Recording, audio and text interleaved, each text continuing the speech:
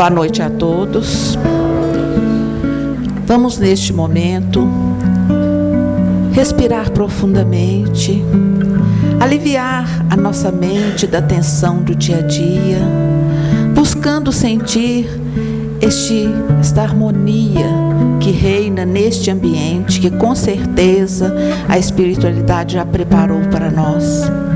E desta forma, nós estamos preparando o canteiro de nossos corações, para que aí as sementes do Evangelho possam encontrar campo seguro para florescer. Obrigado, querido amigo Jesus, por esta oportunidade de aqui estarmos mais uma vez, bebendo nesta fonte fecunda e infinita de amor, de bondade, de luz, para nos fortalecer, para que a nossa caminhada seja segura nos caminhos que vós nos assinalastes.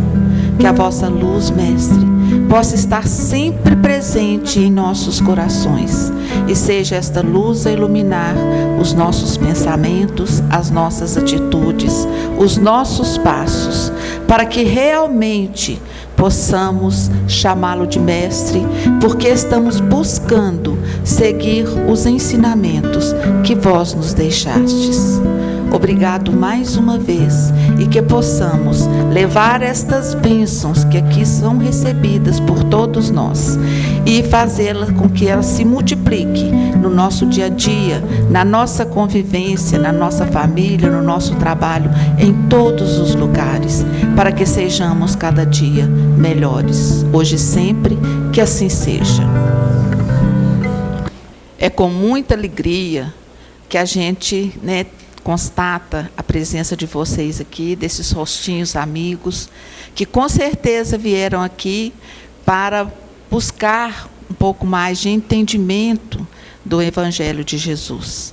Então sejam todos muito bem-vindos ao Núcleo Espírita Nosso Lar. As nossas palestras são inspiradas no livro Vinha de Luz.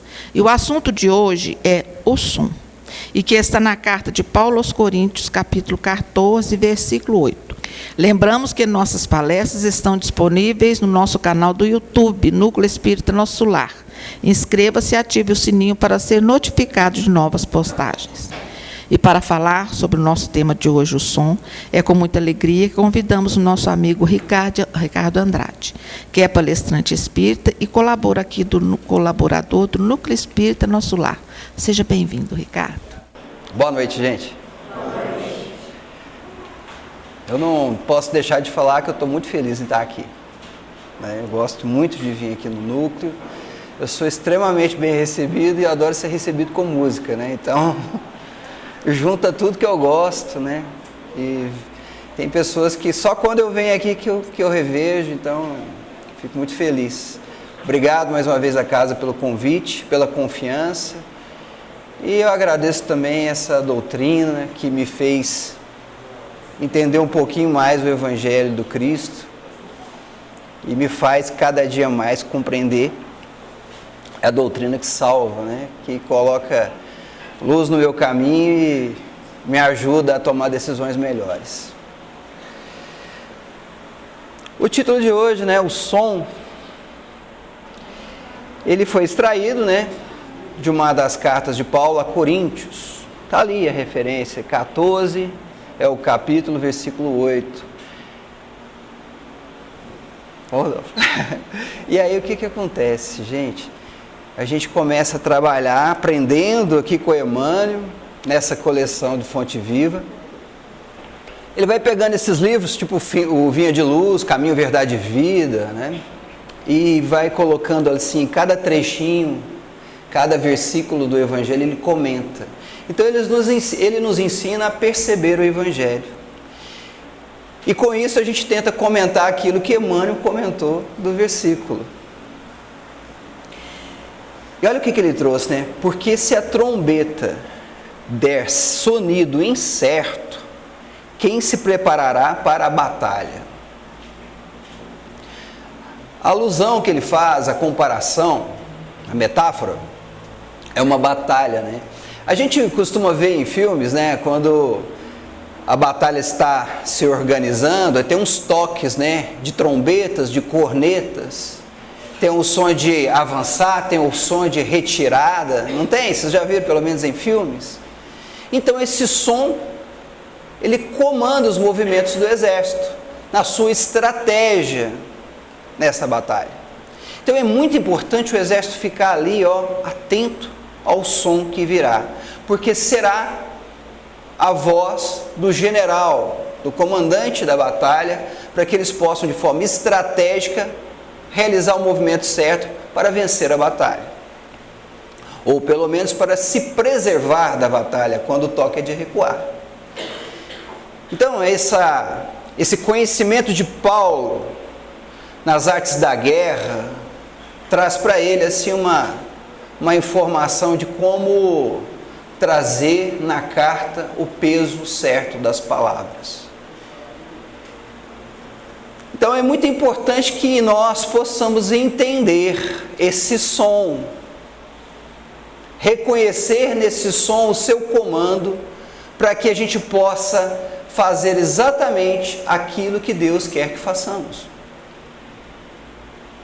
Esse som tem que vir limpo, sem distorções, tem que chegar em nós como soldados treinados para esses comandos, para que possamos executar, fazer a nossa parte nesta batalha.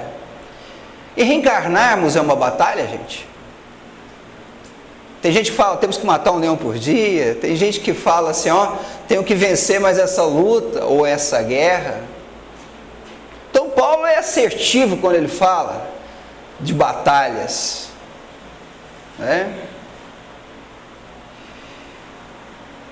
Seguindo aqui o texto, ninguém julgue senão necessários, que sejam necessários grandes cataclismos para que se efetue a modificação de planos da criatura. Será que precisa de uma interferência muito grande do externo, do que está de fora, para que eu mude? Será que eu preciso de uma sacudida daquelas ou um soco? Será que eu estou tão adormecido assim? Aí eu pego Paulo mais uma vez, ele fala: desperta, ó tu que dormes. Será que eu estou ainda dormindo nessa minha reencarnação? Por que eu não faço aquilo que eu preciso fazer? O que eu estou deixando de ouvir? O que eu estou deixando de sentir? O que eu estou deixando de pensar, planejar para realizar? Mas será que eu prefiro ficar assim até que algo possa realmente me sacudir? Será que é preciso ter uma nova enchente como teve no Rio Grande do Sul? Será que é preciso ter um terremoto como teve no Haiti anos atrás e destruiu o país inteiro? Será que é preciso ter um tsunami como teve na Tailândia? Covid, muito bem pensado. Será que precisa ter um Covid para eu entrar para uma reflexão interna? Será que esses movimentos externos têm que gritar tão alto para que eu possa ouvir internamente? Tem um trecho de uma música aqui, que é muito cantada aqui na casa, né? Que fala de Paulo: é preciso calar a minha voz para que o Cristo possa falar.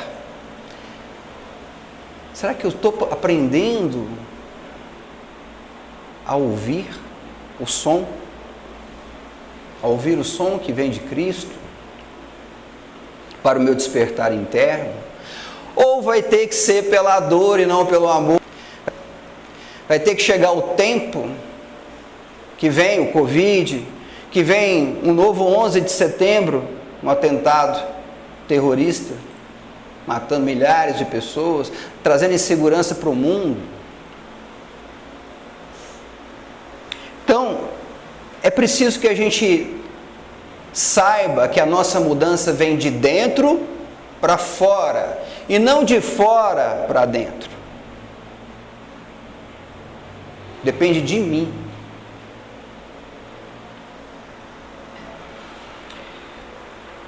Seguindo o texto, né, o homem pode mudar-se de esfera sem alarido, sem gritaria, sem alarido cósmico, e as zonas superiores e inferiores representam graus da vida na escala do infinito. Bom, então tem zonas inferiores e tem zonas superiores. E eu tenho que me achar ali, qual que é a sintonia que eu dou, onde eu estou dentro da minha evolução. Faço a analogia de uma escada. Essas zonas nada mais são do que uma escada de degraus assim incontáveis. Eu não consigo contar quantos degraus são. São muitos. E o que eu preciso fazer? Subir essa escada. Não tem elevador não, gente. O esforço é meu. E nessa escada, Deus lá em cima quer que nós subamos. Precisamos subir, alcançar a nossa elevação nessa escada. Então, nessas zonas inferiores para superiores, nós vamos alcançando degrau a degrau. Mas é sem alaridos, sem gritaria, sem ostentações. Eu faço o meu, eu não preocupo com o outro. Mais uma vez o Evangelho, né? Porque Pedro se preocupa com o que vai acontecer com João, lá na última parte, né? Antes dele subir aos céus. O que ele fala? Que te importa o outro, segue-me tu. Faça a sua parte. Porque no final é entre você e Deus. Não é entre você e os homens. A quem vocês prestam contas? Hein? Então, se eu estou subindo, fazendo a minha evolução, buscando entender o para que eu reencarnei aqui, para sair dessa reencarnação bem melhor do que eu entrei, mostrar a evolução nessa escada, é comigo e com Deus. Ah, mas fulano não me deixa evoluir. Mas não tem jeito, no meu trabalho tem uma pessoa ali que puxa o meu tapete. Ah, mas a vida é difícil demais. Ah, mas na política, você viu, mas que candidato lá não vai dar certo. Se ele ganha de novo, a gente vai pro buraco. E é tudo assim, é uma transferência para que eu não tenha a minha responsabilidade. Que te importa o outro, segue-me tu. Este é o ponto. Então vamos nós fazermos a nossa parte, porque o Senhor se encarrega do resto. Vocês confiam? Vocês aumentam a fé de vocês a cada desafio? Acreditam que Deus está com vocês? Precisamos acreditar, pois Ele está conosco. E se Ele é por nós, quem será contra nós? Então por que a gente vaga displicente nessa reencarnação, pensando que é só a gente, ninguém por nós, que a gente tem que fazer tudo sozinho mesmo, que tudo é mais difícil? Comigo tudo é mais difícil. Ah, mas isso só acontece comigo. Tinha um desenho na minha época lá do leão e de uma hiena, né? Um coiote, né? Do rádio. Ó dia, ó azar, né? Sempre isso. Leão tá, vamos fazer isso aí, o outro fala, ó dia, ó azar e tal. É bom ficar perto de pessoas assim, no nosso entorno, na nossa família, no nosso trabalho, na casa espírita. Será que nós é que estamos atrasando o outro? Né? Então, também temos os sons que nós emitimos. Nós somos instrumentos. Que esses sons sejam sons precisos dentro da mensagem do Cristo.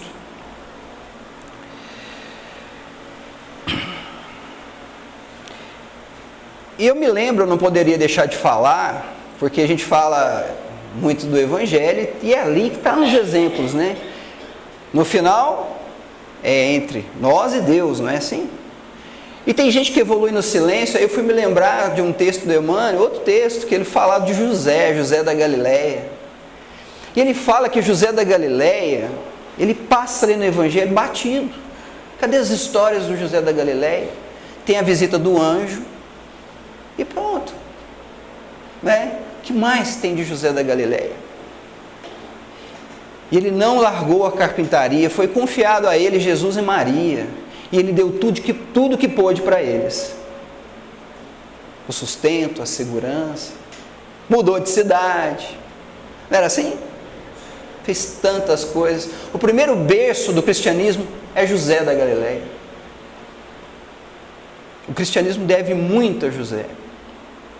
E ele passou a sua encarnação, a sua evolução no silêncio divino de Deus. Nós não falamos muito deles, falamos? Não. Então que a nossa evolução tenha esse silêncio sem alarde, que ela possa acontecer entre nós e Ele. A elevação e queda diante da própria consciência constitui impulso para cima ou para baixo, no campo limitado de manifestações do espírito imperecível. Tem situações aí na vida que às vezes a pessoa quer levar vantagem em alguma coisa e ela fica assim, deu certo, eu consegui. E vai para o caminho mais fácil, né, corrompendo as coisas e acha que subiu. Ilusão. Porque ele foi buscar facilidades, evitando a ética e moral, a moral que, como diz André Luiz, é do cosmo, ela é cósmica, ela está em todos os lugares, ela não muda. E mesmo que ele possa ter passado batido, ninguém viu os meios que ele conseguiu para alcançar tal coisa, que eram ilícitos, ele pode ter certeza que ele foi para baixo. Mas ao passo também que muitas vezes a gente vê os justos, que muitas das vezes as coisas não dão certo aos meus olhos, aos olhos dos outros. Lá, você viu, deu errado para ele, coitado, o cara se esforçou e tal. Mas nesse processo ele não cai, porque o justo, ele se levanta, ele se eleva, ele aprende, ele resgata aquilo que precisava restabelecer, porque a lei é de equilíbrio, e naquela provação, naquele desafio, ele se levanta, ele se ergue, mais forte, mais preparado, cumpridor daquilo que deveria cumprir. Mas nos olhos dos outros, por que aconteceu isso logo com ele? Ele não merecia, né? Tem um dos contos espíritas que a gente conhece, Saturnino, né? Ele fazia muita coisa na casa espírita, reunião mediúnica, as tarefas, tal, todas as campanhas, extremamente ativo. E na empresa que ele trabalhava, era uma pessoa atenta às necessidades dos seus colegas. Aí de repente tem ali o quê? Uma máquina, em que ele está processando a máquina e a mão dele vai com o braço. Todo mundo fala assim, vai perder a mão, vai perder o braço. Levam o Saturnino rápido para o hospital, limpa um ferimento, e ele perde um dedo, não o braço inteiro. Mas todo mundo, mas o Saturnino, ele ajuda todo mundo, e acontece com ele. Mas aí, dias depois, ele volta para a casa espírita, se recuperando, vai lá para as suas atividades, reunião mediúnica. E o seu mentor, através do médium, conta para ele, você fez um resgate. Porque na reencarnação anterior, né, você era um feitor de escravos. E um deles que estava doente, não estava rendendo no trabalho, o que você fez para puni-lo? Você pegou o braço dele e moeu no engenho. E ele conseguiu ver assim, imagens, que ele também tinha sensibilidade dele, do sangue, aquele terror todo. E como é reequilíbrio, é resgate, somos devedores, ele pediu para resgatar isso, e vem o dia do resgate. Por que ele não teve o braço perdido, como ele fez com o outro? Porque o amor cobre uma multidão de pecados. Porque todo o trabalho, toda a sua dedicação com o outro fez com que atenuasse o seu débito. Isso foi dito naquela reunião mediúnica. Então quem vê de fora, mas o Saturnino é tão bom, por que aconteceu isso com ele? E a gente que agora sabe todos os fatos, a gente fala, que bom que houve misericórdia divina.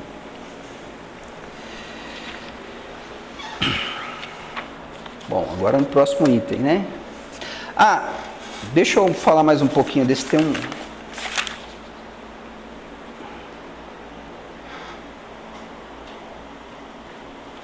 Isso mesmo, então a gente tem que estar seguro, né, que eu queria comentar isso. A gente tem que estar seguro do que somos para a gente manter fiel aos propósitos que nós temos nesse degrau de evolução. Certo? Como diz Sócrates, nós somos aquilo que fazemos depois que a última porta atrás de nós se fecha, quando nós estamos sozinhos. Então vamos trabalhar o exercício de consciência, que ele é muito bom, né? A nossa voz interior nos dá comandos? Sim. Então vamos prestar atenção nesses comandos, né? Quando ninguém estiver observando, será que nós estamos seguindo essa direção?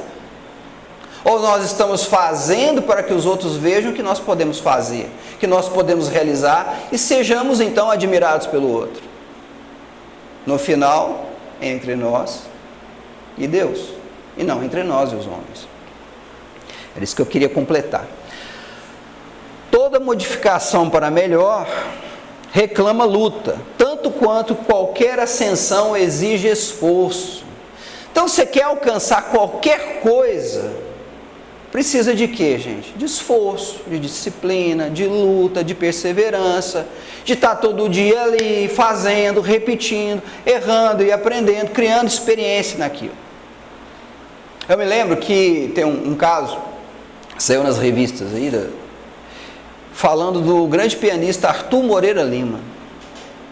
E o jovem, né, começando no piano, foi lá e ficou tão admirado do concerto dele, que ele teve que ir lá no camarim e falar assim: Arthur, o meu sonho é tocar como você, eu daria a minha vida para tocar como você toca. E o Arthur Moreira Lima respondeu para ele: eu dei a minha. 40 anos no piano, treinando 9, 10 horas por dia, para tocar com excelência esse instrumento. O que é isso, gente? Porque aqui fala, né, que tudo reclama luta, pede esforço. Não é assim? E nós estamos querendo as coisas chegam para a gente de mão beijada. Ah, vem para mim, eu mereço. Merece como? O que você faz? Né? O que você está fazendo para que isso aconteça na sua vida? Do que você abriu mão? Porque não dá para ter tudo. Não é verdade? Para você ter esforço, luta, você tem que batalhar em cima das coisas. E como que a gente batalha a nossa transformação em espírito? E aí, gente? Como é que a gente faz isso? A gente deixa de procrastinar. Não é mesmo?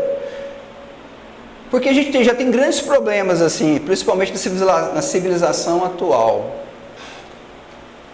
A gente tem depressão, que é uma questão de passado. A gente não larga do passado. A gente tem ansiedade, aquela expectativa de futuro o tempo todo. E a gente não vive o presente. Mas se vive o presente sem querer estar no presente, a gente procrastina. Como é que a gente faz? Se existe esforço, existe luta, né? E a gente está fugindo dela. A gente fala assim: hoje não, a procrastinação é assim, ó, ela não fala que você não vai fazer, ela fala assim: hoje não, vai para amanhã. Essa semana não, começa segunda-feira que vem. Aí, esse ano, o ano que vem, você faz um projeto, você vai e faz aquilo, vai para a casa espírita, fazer aquela tarefa, vai fazer tal coisa. Aí depois você pensa mais um pouquinho, a procrastinação fica para você: não, você precisa fazer, mas aposenta primeiro, você vai ter mais tempo. E aí a vida passa e você procrastinou todos os dias da sua vida. E às vezes, não deu tempo, a vida acabou. Você está lá no último instante, no último suspiro, e você só se lembra das suas procrastinações.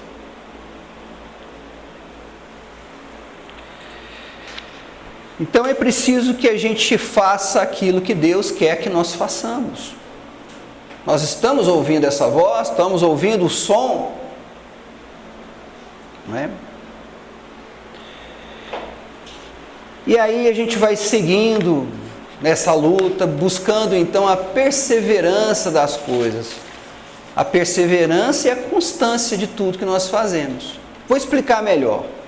Perseverança e constância. Perseverança é você tem um objetivo. Eu sei onde eu estou, sei onde quero chegar. Eu sei. Então eu vou buscando esse objetivo na minha vida, mas eu paro. Eu estou fazendo isso por quê mesmo? Eu quero me tornar melhor. Quero fazer melhor. Então eu sei porque que eu caminho naquela direção. E a constância é fazer isso sempre. Fazer disso o meu hábito, o meu bom hábito. Construir, subir esses degraus de evolução.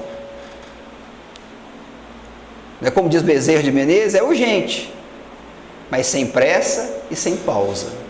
Isso é constância, né? E mais adiante fala que é imprescindível a preparação de cada um para a subida espiritual. É imprescindível, não pode ser deixado para depois. O momento é o já, é o agora, é o presente, sem procrastinação. Mas aí a gente não faz, o que acontece? A gente pode fazer e não faz. A gente tem que fazer, a gente tem que querer. Porque do contrário a gente desiste. E se a gente desiste, a gente apodrece o que falta.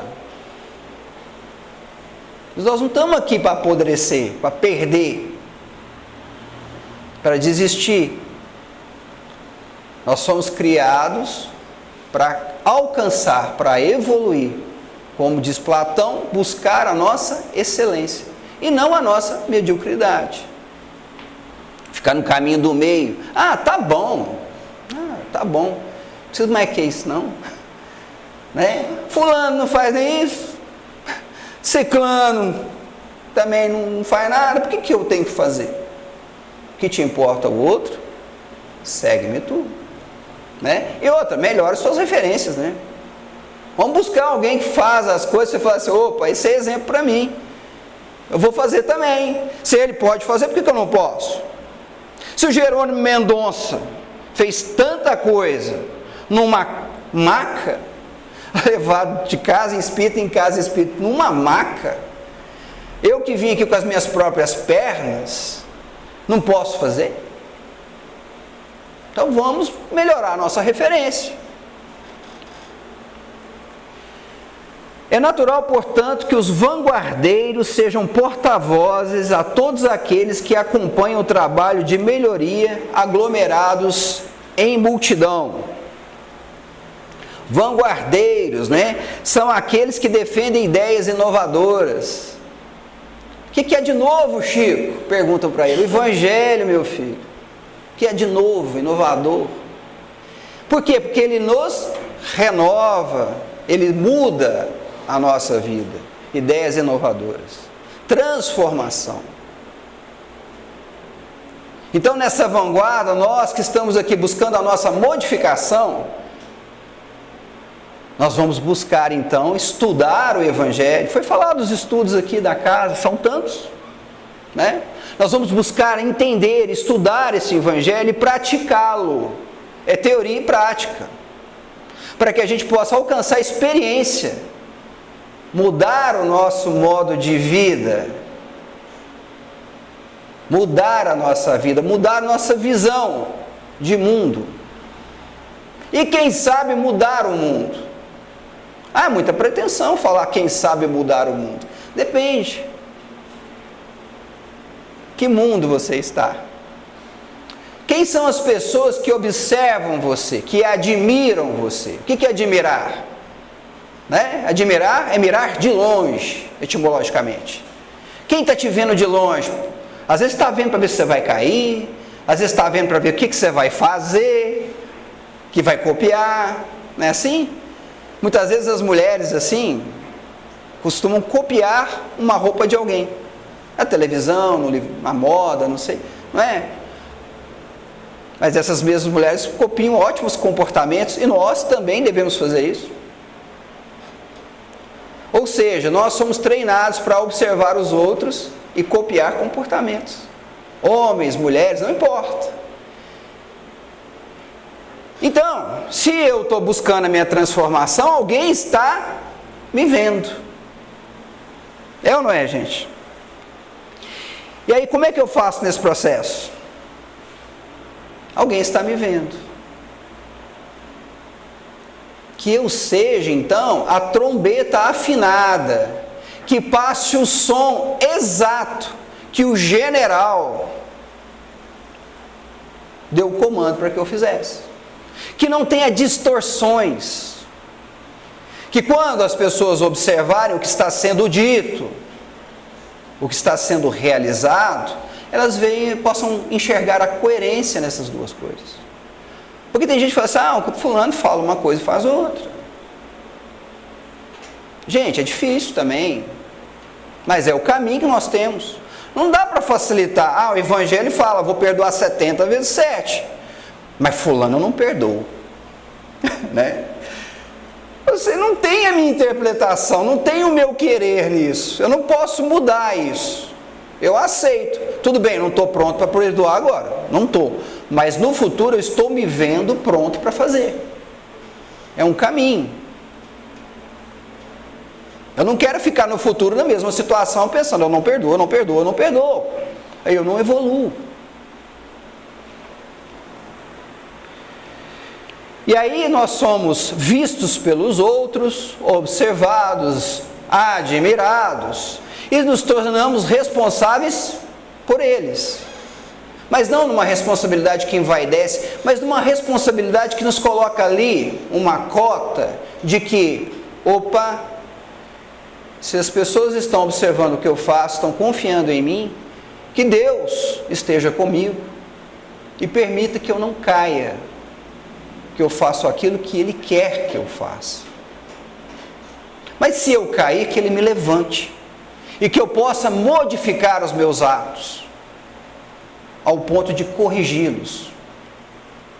Movimento, então, que a gente tem para ter o arrependimento, a expiação e a reparação. Isso é o que fazemos aqui o tempo todo no mundo de provas e expiações.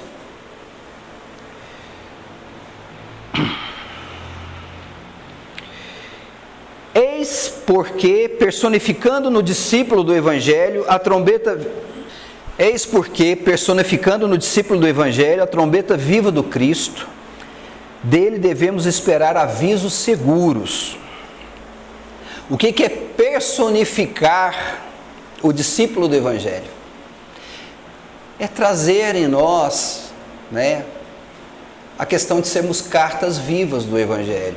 A gente estuda, aprende no estudo e pratica o Evangelho. A nossa missão, então, passa a dar o som à palavra. E essa palavra tem que vir com maior exatidão, para que a gente possa dar o som, o comando necessário, como no músico que está numa orquestra, numa grande orquestra, cada um de nós com o nosso instrumento. E aí tem aquele maestro, o grande mestre, dirigindo aquela orquestra, e nós de olho na partitura, observando os tempos, as frequências, as notas exatas, e executando essas notas exatas. A nossa partitura é Evangelho. E aí nós vamos estar no processo de executar a música, com toda a sua plenitude. Cada um fazendo com sua parte. Cada um colaborando com a obra do Senhor. Sem desafinar. Sem contrariar a regência.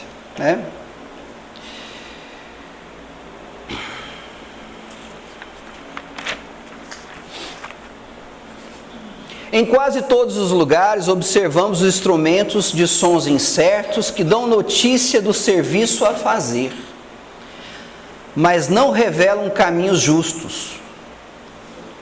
O que são os sons incertos, gente? São aqueles sons que não estão dentro da moral do Evangelho. E aí eu começo a ouvir alguns sons assim interessantes, pessoas falando coisas que talvez possam me atrair. Mas é importante que a gente tenha cautela. Por quê? Porque podem ser ali questões onde estamos vulneráveis aos falsos profetas, que eles apontam para a gente caminhos com grandes facilidades, atraindo a confiança, E onde eles estão, os falsos profetas? Vocês têm ideia, gente? Alguém quer dar um exemplo? Olha o mundo que estamos. Você vai ali no aeroporto, você vai ver lá assim, 10 lições para você ser feliz na vida. 10 lições para o seu sucesso. Ou então você está ali na sua rede social, aí de repente tem uma propaganda lá, tem um jogo lá, um cassino online, um tigrinho. Ah, você faz isso aqui, você vai jogar R$100 e vai ganhar 1.200. E essas promessas, isso não é uma grande arapuca, não é uma grande armadilha? Porque quando eu falo de falsos profetas, as pessoas falam assim, eles estão ali num tipo de igreja, tentando falar coisas que estão nos dizeres do Evangelho, mas ali tem alguma mensagem, alguma coisa que a gente tem que ficar esperto. Não, às vezes a coisa é tão evidente que as pessoas não estão prestando atenção. Então, quando eu estou falando assim, atualizando o que são os falsos profetas, que afetam a nossa vida, e eu cito aqui os jogos online, por quê? Porque tem muita gente caindo. Tem já estudos falando que 14% das pessoas já estão endividadas com isso. No Reino Unido, no Reino Unido, né? Isso já é liberado há 20 anos. 20 anos. E também tem estudos falando que 10% das pessoas que perderam tudo cometeram suicídio. Então você vai vendo facilidades no caminho por um assunto ou por outro. Eu peguei esse exemplo aí que está em voga, que está acontecendo demais ali mesmo, né? Mas tem tantas outras coisas. Por que a gente quer o caminho fácil, a porta larga? Se a gente tem consciência de que a vida não é fácil. Se nesse mundo é provas e expiações, o que eu estou esperando? É massagem? Né? Soquinho gelado? Cafuné? É assim, é para isso que nós reencarnamos aqui. Nós viemos para cá para passear com passaporte ou com carteira de trabalho? Haverão dificuldades, mas eu venci o mundo. Haverão dificuldades. Mas nossa questão é vencer o mundo. Eu perguntei, que mundo que eu quero vencer? Que mundo que eu quero mudar? Quem é o meu maior inimigo? Sou eu mesmo. Que eu vença eu mesmo, que eu vença esse mundo meu. Que eu vença essas facilidades, essas distorções do caminho. E Kardec, ele acentua e fala assim, na questão 624, qual é o caráter do verdadeiro profeta? O verdadeiro profeta é um homem de bem inspirado por Deus. Podereis reconhecê-lo por suas palavras, pelos seus atos, coerência, né? Impossível que Deus se sirva da boca de um mentiroso para ensinar a verdade. Não é isso? Na sequência, na maioria dos núcleos do cristianismo renascente, deparam-se nos trabalhadores altamente dotados de luz espiritual, que duvidam de si mesmos, companheiros valiosos cuja fé somente vibra em descontínuas fulgurações clarões, de vez em quando dá uma iluminada, mas depois passa rápido, quase igual uma estrela cadente. Cadê a constância da sua luz, né? Esses núcleos de cristianismo estão aqui na casa espírita porque nós somos cristãos, estão também no catolicismo, nos evangélicos, né? Somos todos cristãos. E cada lugar desse, não se enganem, tem grandes talentos, tem pessoas de luz que podem e devem fazer aquilo que Deus quer que façamos. Cresça, evolua. Mas por que não fazem? Se eles têm como missão realizar, por que não fazem? E aí? Porque eles não têm confiança em si mesmos, porque eles não têm a fé. Ah, mas é muito fácil, como é que eu vou ter fé? Gente, a fé é um exercício. Pratique a fé. Não é assim que Paulo ensina? Você pratica a fé? Ou você fala assim, não vai dar certo, ó dia, ó azar. Gente, eu venci o mundo, pratique a fé. E esses cristãos que não fazem, que têm o talento para fazer, não fazem. Eles são como a parábola do talento, que se enterram e não multiplicam, e ficam devendo. O que foi dado, lhes é tirado. Então é necessário compreender, porém, que o sonho incerto não atende ao roteiro exato. Serve para despertar, mas não fornece orientação. Bom, Paulo fez a analogia lá da batalha, né? Do som exato, não foi isso? E o exército fica atento ao som, ele tem que ficar muito atento, ele quer saber qual que é o comando que vai dar, a trombeta vai tocar. E eu preciso estar atento, eu preciso estar ouvindo essa trombeta. E se ele está atento, se ele treinou lá no exército, ele sabe qual som tem que ser tocado. Então, quando eu falei ali de falsos profetas e tudo mais, se ele viu que o som desafinou, que o comando não é aquele, ele não vai. E como ele vai treinar para o som? Estudo do Evangelho, prática do Evangelho. Porque aí você vai reconhecer as verdadeiras mensagens, né? Você não vai aceitar tudo que mandam para você. Não é isso? O Espírito Erasto disse lá no livro dos Médios, o que ele falou? Que nós podemos rejeitar 10 verdades do que aceitar uma mentira. Então vamos afinar esse instrumento para que ele dê o som certo e vamos apurar os nossos ouvidos para reconhecer o som certo, entender a mensagem.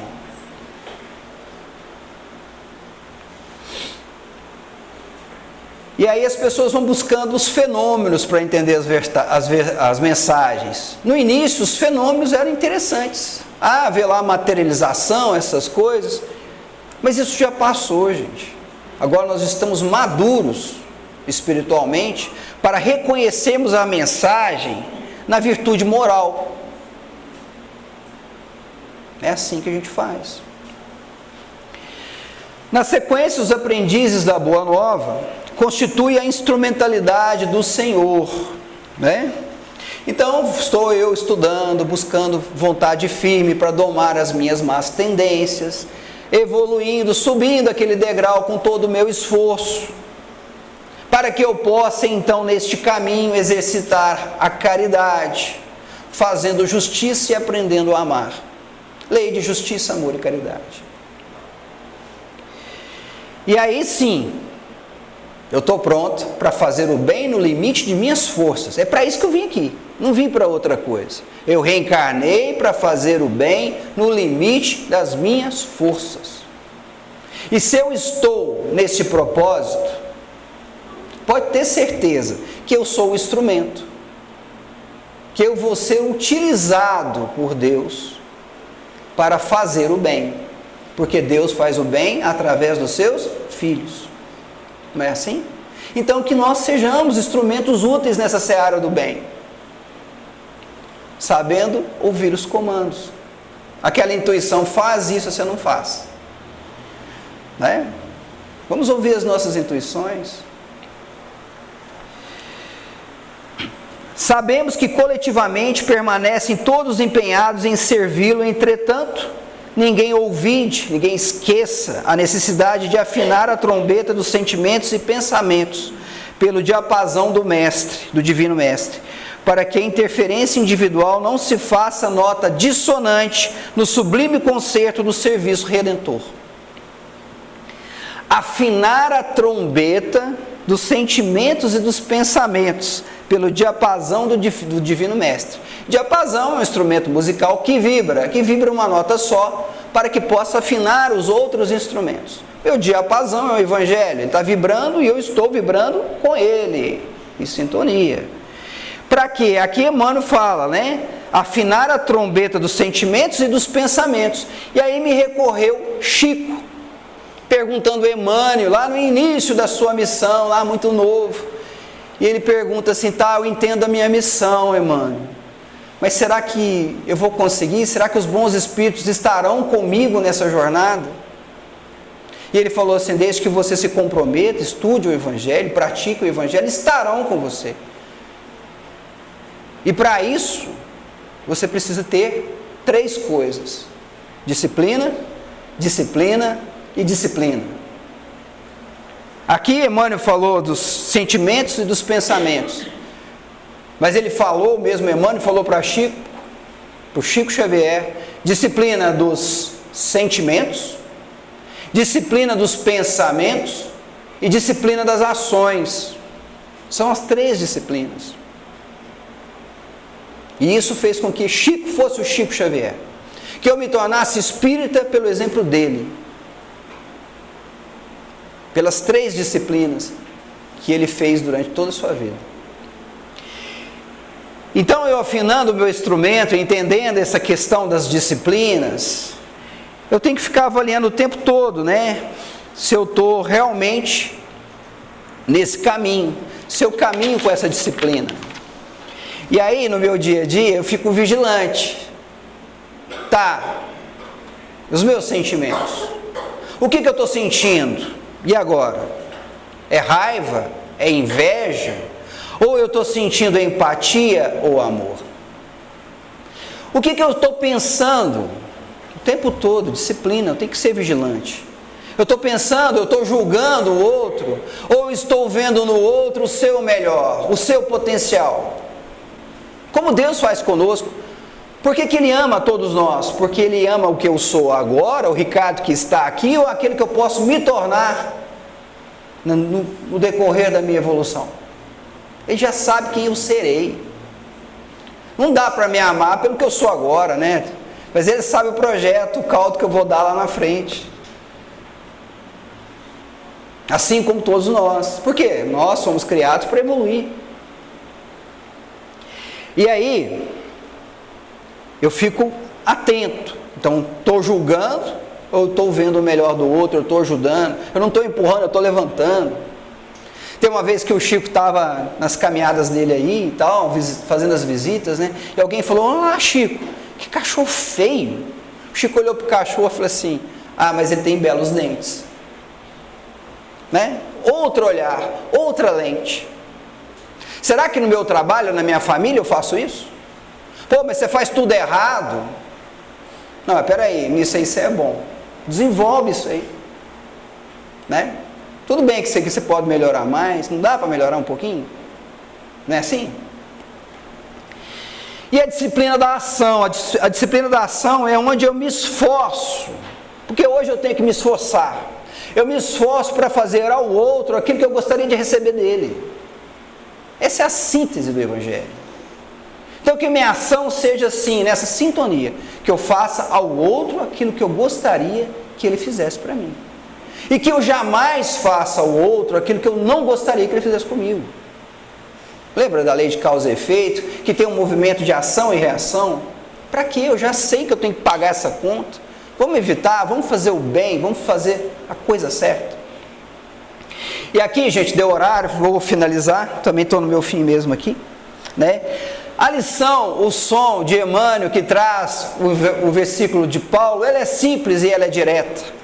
É que a gente possa ter assim como próprio título que o Emmanuel nos deu, o som.